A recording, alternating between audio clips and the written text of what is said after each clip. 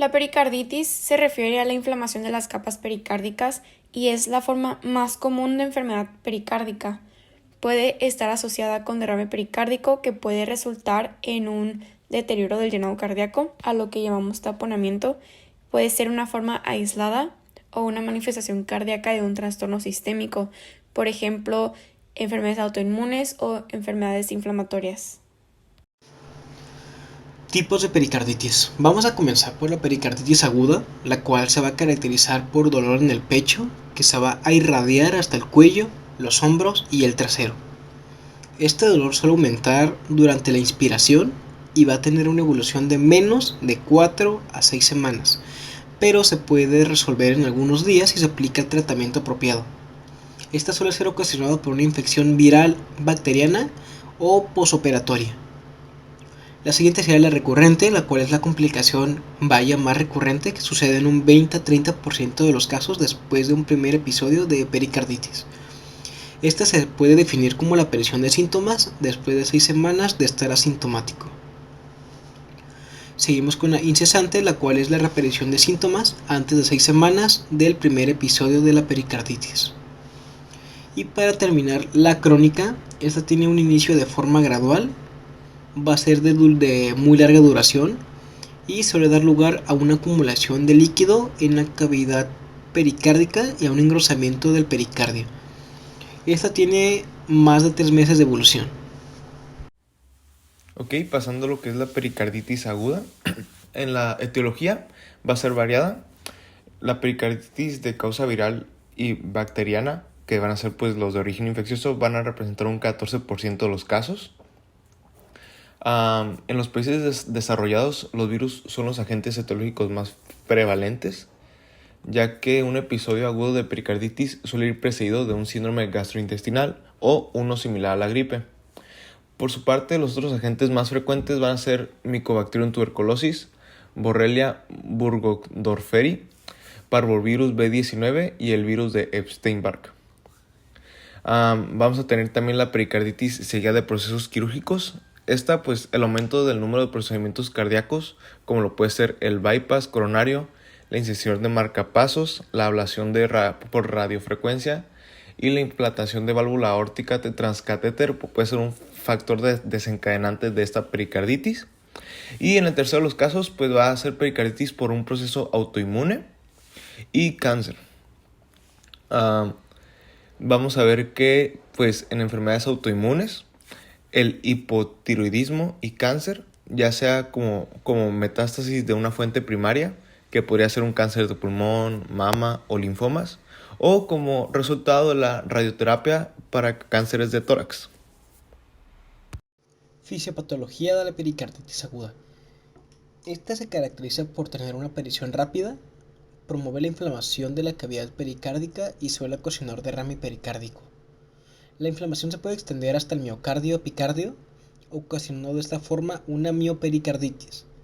No suele haber efectos hemodinámicos ni rítmicos, aunque en algunos casos puede haber taponamiento cardíaco, lo cual aumenta la mortalidad de la pericarditis aguda.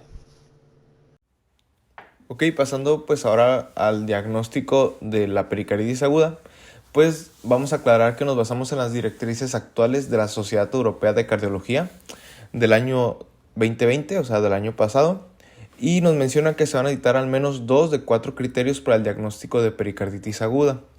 Los criterios que vamos a estar tomando en cuenta en estos casos, pues el número 1 va a ser el dolor torácico, el número 2 el roce pericárdico, el 3 los cambios en el electrocardiograma y el 4 un derrame pericárdico nuevo o empeoramiento. Para los hallazgos clínicos van a ser bastante variados, quizás podríamos hablar de los más específicos.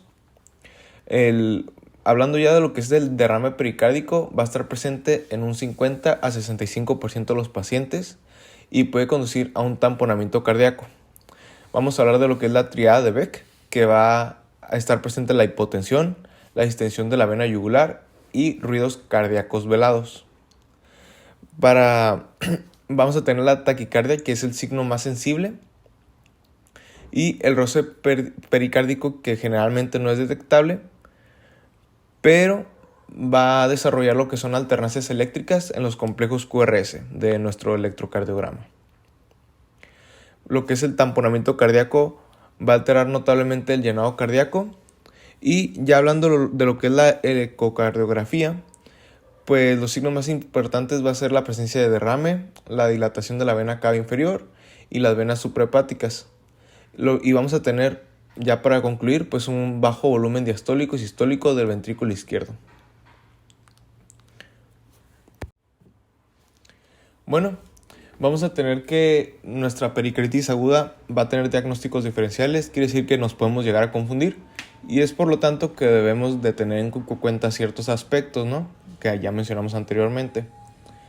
Durante la evaluación del dolor torácico se deben descartar otros diagnósticos como lo es el síndrome de Takotsubo, el infarto del miocardio y la miocarditis. Hablando de lo que es el pronóstico de la pericarditis aguda, vamos a hablar de lo que se debe tomar en cuenta para que exista un mal pronóstico. Por su parte, se deben de evaluar ciertas características, como lo es la fiebre mayor a 38 grados centígrados, la aparición aguda de esta pericarditis, un derrame pericárdico grande que sea mayor de 20 milímetros en una ecocardiografía, el tamponamiento cardíaco y ya para finalizar, pues la falta de respuesta al tratamiento antiinflamatorio, que va a ser pues el pilar y que vamos a comentar más adelante, después de una semana de administración. Todo esto pues nos va a dar un indicio de que va a haber un peor pronóstico. Ok, pues vamos a hablar lo que tenemos para el manejo actual de la pericarditis aguda. Lo que vamos a tener en cuenta es que la terapia antiinflamatoria va a ser la piedra angular del tratamiento para esta pericarditis. Vamos a tener en cuenta lo que son los medicamentos antiinflamatorios no esteroideos, o sea, AINES, que se van a recomendar según la experiencia clínica, aunque no exista ningún estudio aleatorizado que lo haya demostrado. Otro medicamento bastante importante es la colchicina, que ha mostrado reducir notablemente las recurrencias. Los corticoides, que pues a dosis bajas, de 0,2 a 0,5 miligramos por kilo, se han asociado a una alta tasa de éxito, aunque ciertos pacientes pueden llegar a desarrollar dependencia. Otro medicamento que tenemos para el manejo es el IL bloqueadores.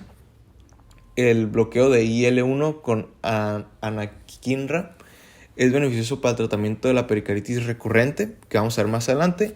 Y ya como última opción de tratamiento vamos a tener la pericardiotomía, que se da en casos refractarios y debe realizarse solo en centros terciarios de alto volumen. Ahora pasamos a pericarditis recurrente. Respecto a su epidemiología, hasta el 30% de los pacientes con pericarditis aguda van a experimentar una recurrencia después de un periodo libre de síntomas de 4 a 6 semanas, especialmente si no se trata con colchicina. La fisiopatología de la pericarditis recurrente es controvertida y se ha postulado que un agente infeccioso actúa como desencadenante de una respuesta autoinmune o autoinflamatoria en pacientes susceptibles. Las causas que se han relacionado con la pericarditis recurrente se clasifican de la siguiente manera, comenzando por las infecciones como los virus, siendo estos ecovirus, coccacib, virus de Epstein-Barr, citomegalovirus, adenovirus, parvovirus B19 y el herpes virus. Las bacterias era la Mycobacterium tuberculosis, la cual es un 4 a 5% de los casos y sobre todo se va a dar en pacientes con infecciones por VIH-Sida. Los hongos como el histoplasma, el blastomicosis, la cándida y el aspergillus, esto se va a dar sobre todo en pacientes con algún grado de inmunodepresión. También tenemos las causas autoinmunitarias, por ejemplo, las reacciones inmunitarias contra patógenos o la existencia de autoanticuerpos expuestos secundarios al daño pericárdico o miocárdico. Estos van a actuar como disipador de los receptores TOL que estimulan a las células B y T e inician el evento autoinmunitario. Y para final tenemos las causas autoinflamatorias, por ejemplo, en estos casos se caracteriza por episodios recurrentes de pericarditis sin causa identificable y aparente. Vamos a tener leucocitosis y antecedentes familiares de cuadros clínicos similares. Los trastornos hereditarios autoinflamatorios con daño del sistema cardiovascular incluyen la fiebre mediterránea familiar, la cual es causada por la mutación en el gen MEFV, el cual codifica la proteína pirina y a los TRAPS. Se presume que la etiología de la pericarditis recurrente es un fenómeno mediado por el sistema inmune, que se relaciona a un tratamiento incompleto de la enfermedad en lugar de una infección viral recurrente. Se ve respaldado por el momento del evento, la evidencia de anticuerpos no órgano específico y la buena respuesta a la terapia de corticosteroides.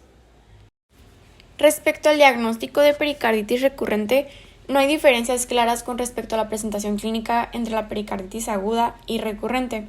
Sin embargo, se necesita un intervalo libre de síntomas de 4 a 6 semanas y evidencia del pericardio inflamado de nuevo para el diagnóstico. Pronóstico de la pericarditis recurrente. Esta va a ser muy dependiente de la etiología y del grado del compromiso hemodinámico, aunque el taponamiento cardíaco es potencialmente mortal y requiere el tratamiento inmediato debido a su peligrosidad para el paciente. El manejo actual de la pericarditis recurrente podemos dividirlo en dos, comenzando por el drenaje quirúrgico. Este se prefiere para pacientes con sangrado intrapericárdico, hemopericardio coagulado o que el paciente tenga una gran posibilidad de recurrencia al derrame. Esto generalmente sucede en neoplasias. La segunda opción es la ventana pericárdica. Esta es una opción quirúrgica ante derrames persistentes y refractarios. Esta ventana pericárdica lo que crea es una comunicación entre el espacio pleural. Aunque en la mayoría de las ocasiones la pericarditis es una enfermedad aguda que cursa con desaparición de la clínica en días o semanas, en algunos casos puede cursar de forma recurrente o incluso llegar a cronificarse. El término pericarditis crónica hace referencia a los casos que cursan con clínica persistente durante al menos 3 meses, y empezaré hablando sobre la tipo constrictiva. La pericarditis constrictiva, a diferencia de la pericarditis aguda, es de naturaleza crónica y resulta de la formación de tejido cicatrizal fibroso en todo el pericardio. La contracción del tejido fibroso y la consiguiente disminución de la elasticidad del saco pericárdico eventualmente va a conducir a la constricción cardíaca, lo que va a inhibir la capacidad del corazón para poder bombear sangre de una manera eficiente. Aunque la mayoría de los pacientes con pericarditis aguda se recuperan en 1 a 3 semanas, la pericarditis aguda puede progresar a una pericarditis constrictiva crónica si el paciente experimenta pericarditis aguda recurrente o si sufre daño pericárdico grave. En la etiología, todas las formas de pericarditis pueden conducir eventualmente a una constricción pericárdica, pero las 3 causas más comunes incluyen la idiopática o viral, en un 42 a 49%. Los informes de muchos autores indican que un alto porcentaje de casos idiopáticos de pericarditis constrictiva pueden estar relacionados con pericarditis viral previamente reconocida o no reconocida. La postcirugía cardíaca, en un 11 a 37%, que incluye cualquier procedimiento quirúrgico o invasivo en el que se abre, manipula o daña el pericardio, puede provocar una respuesta inflamatoria, lo que puede llevar a una pericarditis constrictiva. La posradiación en un 9 a 31%. Por lo general, la pericarditis constrictiva inducida por radiación se presenta de 5 a 10 años después de la radioterapia. Además, la tuberculosis es la principal causa de pericarditis constrictiva en los países en vías de desarrollo. Ahora hablaré de la fisiopatología. Todo va a empezar con la inflamación crónica del pericardio, que después de un tiempo va a causar la cicatrización del pericardio. En la pericarditis constrictiva, el pericardio es muy rígido y fibrótico, incluso puede llegar a calcificarse, y el pericardio visceral va a estar engrosado, a veces de 1 a 2 centímetros de espesor, y se va a adherir al miocardio subyacente. El pericardio engrosado y fibrótico va a actuar como una armadura alrededor de los ventrículos, evitando su expansión completa, y así provocando la dificultad en el llenado ventricular izquierdo y derecho, resultando en sí en una falla diastólica, y esto va a disminuir el volumen sistólico y el gasto cardíaco. Debido a que el pericardio restringe tanto el ventrículo derecho como el ventrículo izquierdo por igual, las presiones de llenado aumentan en ambos lados a niveles similares. El aumento de las presiones ventriculares diastólicas eleva las presiones medias en ambas aurículas. Entonces, la presión de la aurícula derecha elevada va a conducir a la formación de congestión sistémica, y la presión de la aurícula izquierda elevada va a causar una congestión pulmonar. La elevación de las presiones auriculares va a provocar congestión central y disnea, así como una congestión periférica que va a provocar edema y ascitis. En otras palabras, mientras está aumentando la presión en el atrio derecho, gradualmente esto va a causar un aumento de presión en la vena cava inferior y después de un tiempo, de meses a años, va a haber un aumento en la presión sanguínea al hígado. Y al haber un aumento en la presión al hígado, esto va a causar que haya una hinchazón del hígado, en otras palabras, que cause hepatomegalia y acumulación de fluido por la presión sanguínea, causando pues la ascitis y el edema. La presión venosa aumentará en la inspiración con el aumento de retorno venoso, ya que la distensibilidad del ventrículo derecho se va a reducir significativamente debido a la restricción pericárdica.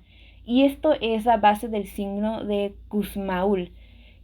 El signo de Kussmaul habla del aumento patológico de la ingurgitación yugular, o sea, la presión venosa yugular durante la inspiración, que normalmente con la inspiración la presión venosa yugular debe disminuir debido pues a la disminución de la presión intratorácica y el pues posterior aumento de sangre que llega al lado derecho del corazón. Y ahora continuaremos con los síntomas. En la pericarditis constrictiva, el corazón está encerrado en tejido fibroso que va a limitar la expansión y el gasto cardíaco. La limitación del llenado ventricular va a condicionar la aparición de signos y de síntomas de insuficiencia cardíaca de predominio derecho.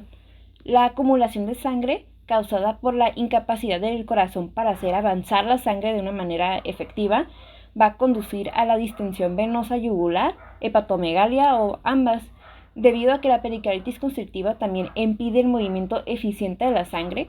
Los pacientes pueden desarrollar un shock obstructivo caracterizado por un gasto cardíaco notablemente reducido. También en los síntomas, el gasto cardíaco reducido puede presentarse con disnea de esfuerzo, fatiga y disminución de la tolerancia al ejercicio. Además, se pueden observar síntomas característicos de la sobrecarga de líquidos, que va a incluir el edema, ascitis y derrames pleurales. El diagnóstico de pericarditis constrictiva se va a basar en la asociación de signos y síntomas de insuficiencia cardíaca derecha y llenado diastólico deficiente debido pues a la constricción pericárdica mediante uno o más métodos de diagnóstico por imágenes. Estos van a incluir la ecocardiografía, la tomografía, el MRI, que son imágenes por resonancia magnética, y el cateterismo cardíaco.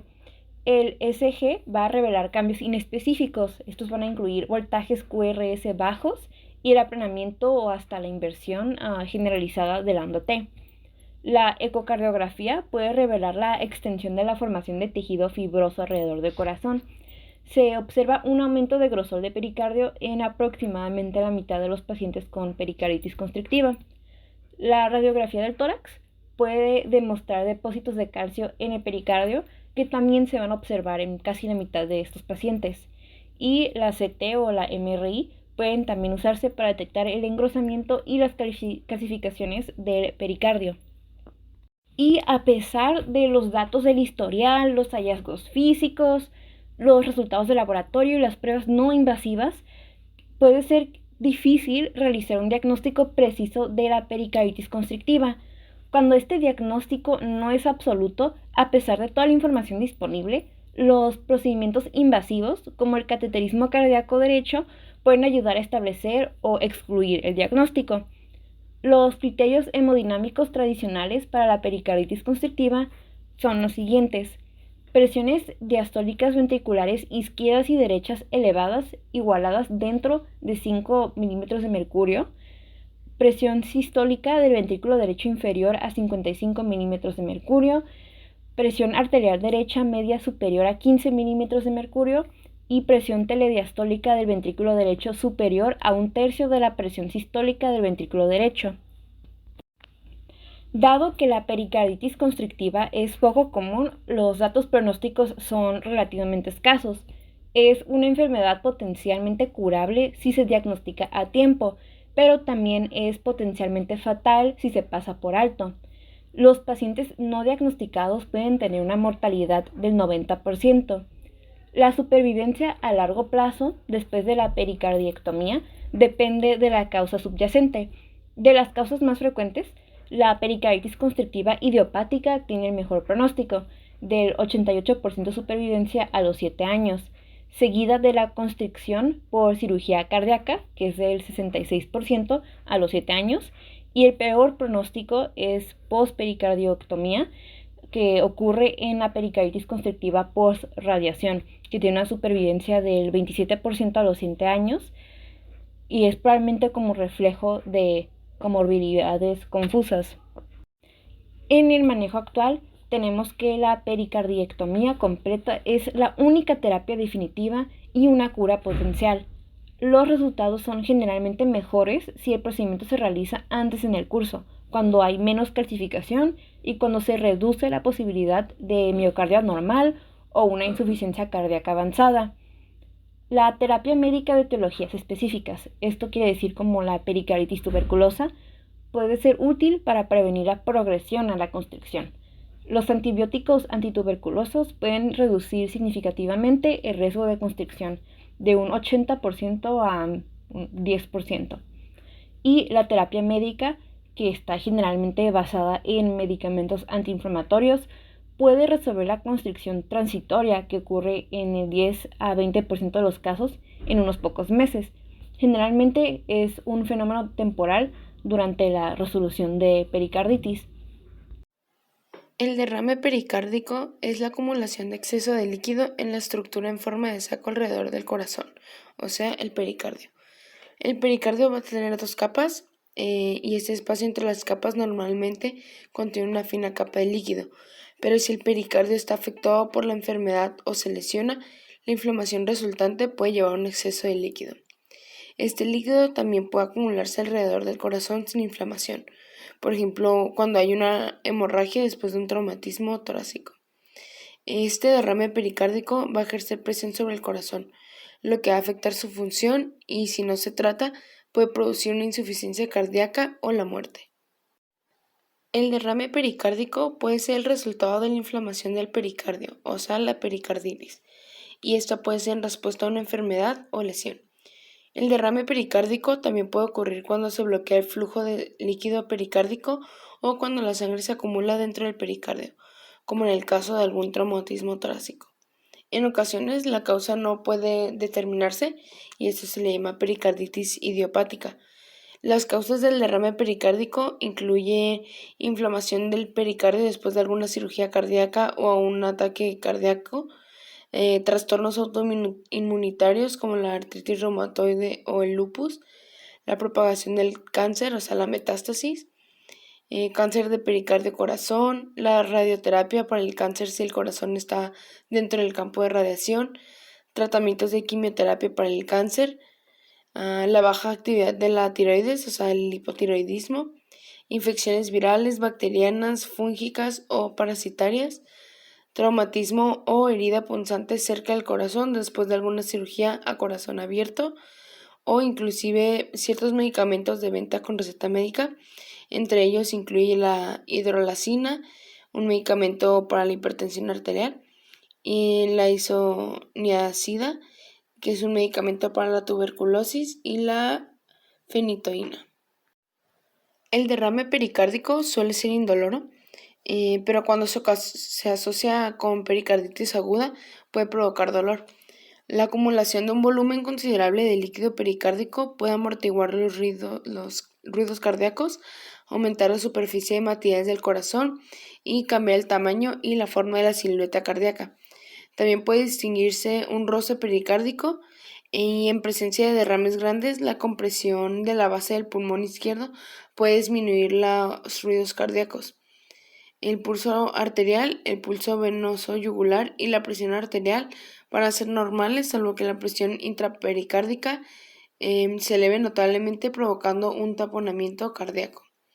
Incluyen otros síntomas que puede ser la falta de aire, dificultad para respirar, el malestar al respirar cuando se está acostado, dolor en el pecho, normalmente detrás del esternón o en el lado izquierdo del pecho, hinchazón del pecho e hinchazón en las piernas o el abdomen.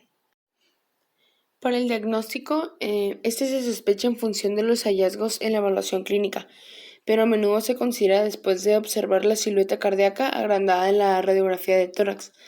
En el electrocardiograma, el voltaje del complejo QRS suele disminuir y el ritmo sinusal está preservado en alrededor del 90% de los pacientes. En pacientes con derrames grandes crónicos, el electrocardiograma puede mostrar alternancia eléctrica, es decir, que la amplitud de las ondas P, la QRS o la T aumenten y disminuyen en latidos alternados. La alternancia eléctrica se va a asociar con variaciones en la posición del corazón, o sea que el corazón se balancee. En la electrocardiografía se va a calcular el volumen de líquido pericárdico, se va a identificar el taponamiento cardíaco si es que existe, la miocarditis aguda y o la insuficiencia cardíaca y puede sugerir la causa de la pericarditis.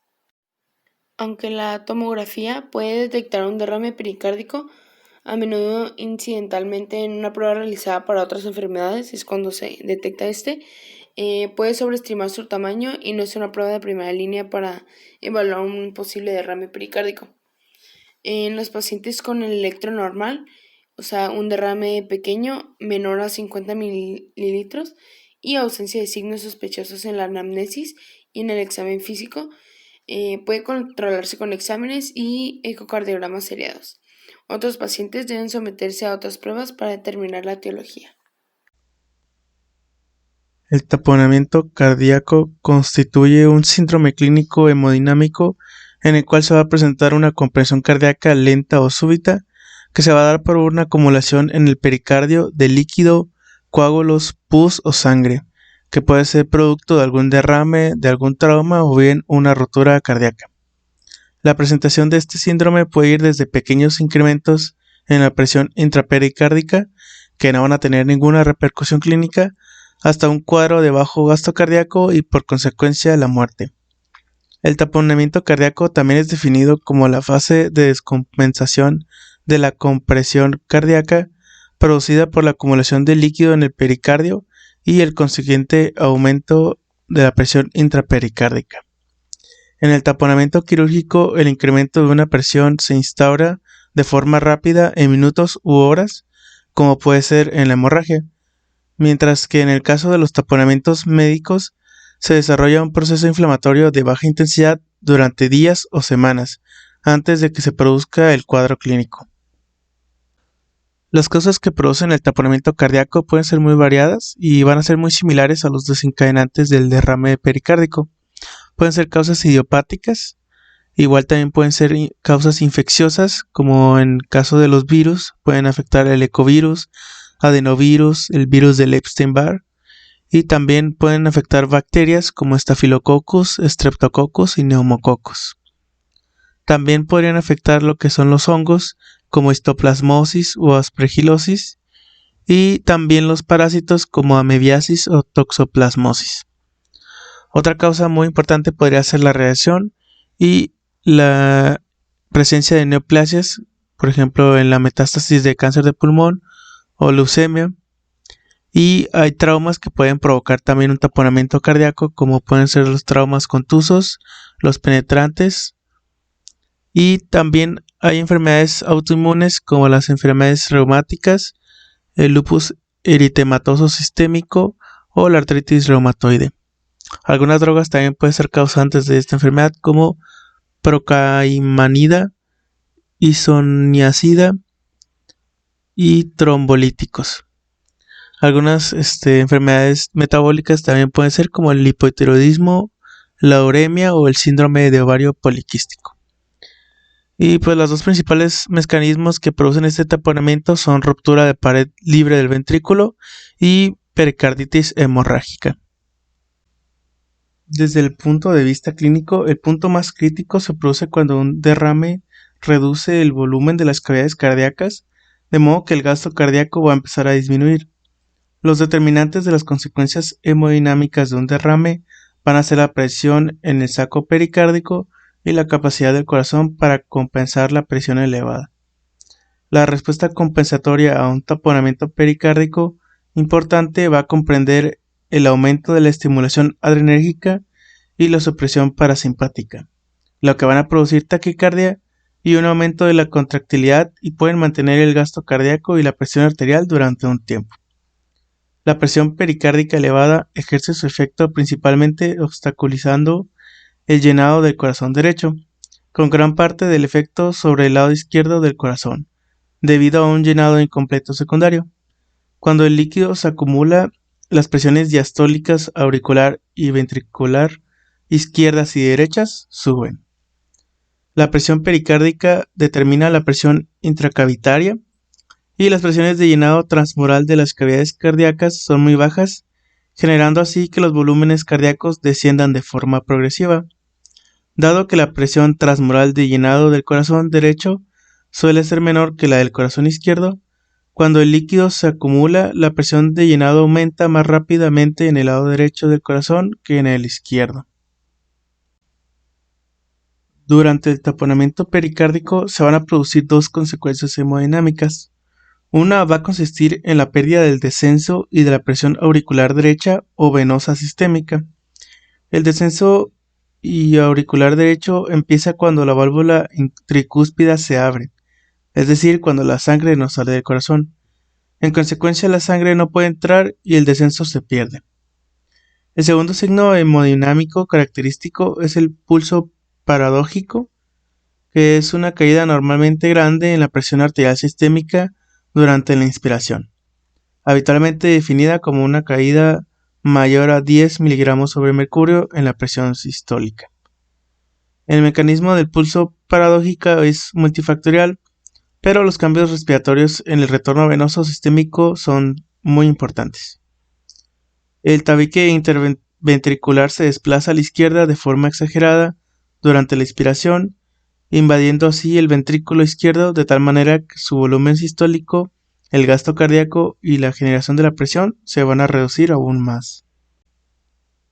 El diagnóstico para un taponamiento cardíaco se va a realizar basado en los hallazgos del examen físico e historia clínica, que pueden mostrar datos como dolor torácico, síncope o presíncope, disnea o taquipnea, hipotensión, taquicardia, edema periférico, presión venosa yugular elevada, pulso paradójico, y estos signos y síntomas asociados con cambios en ecocardiograma como cambios respiratorios recíprocos anormales en las dimensiones ventriculares durante el ciclo respiratorio, colapso de la aurícula y ventrículo derecho, así como colapso de cavidades izquierdas, dilataciones de la vena cava inferior con ausencia de variaciones respiratorias o variaciones respiratorias exageradas en los flujos mitral, aórtico y tricuspidio.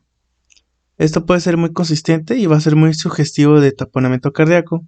Sin embargo, el diagnóstico definitivo de esta patología será cuando se confirme la mejoría hemodinámica y una buena respuesta clínica al drenaje de líquido pericárdico. El tratamiento para los taponamientos cardíacos se pueden dar de diferentes formas. Por ejemplo, si es un taponamiento leve, se va a hacer uso de los antiinflamatorios no esteroideos, la colchicina o los corticosteroides que van a disminuir la acumulación de líquidos. En la pericardiocentesis va a ser el tratamiento definitivo del taponamiento cardíaco y se va a conseguir removiendo el líquido pericárdico, logrando así liberar la presión intrapericárdica y mejorando el estado hemodinámico.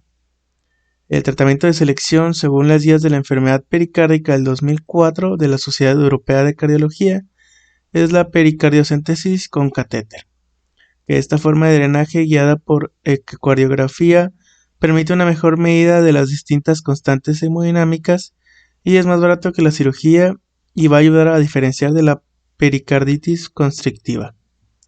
Por último, hay terapias adicionales como la represión del volumen que se va a realizar con sangre, plasma, dextran o solución salina, si la condición del paciente así lo requiere.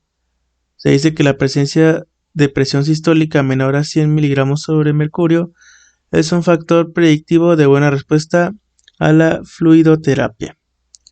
Este se repondrá el volumen siempre y cuando se esté realizando un adecuado drenaje del líquido pericárdico, ya que la expresión del volumen va a aumentar la presión intrapericárdica, la del atrio derecho y la presión del fin de diástole del ventrículo izquierdo, lo que podría empeorar la situación clínica del paciente.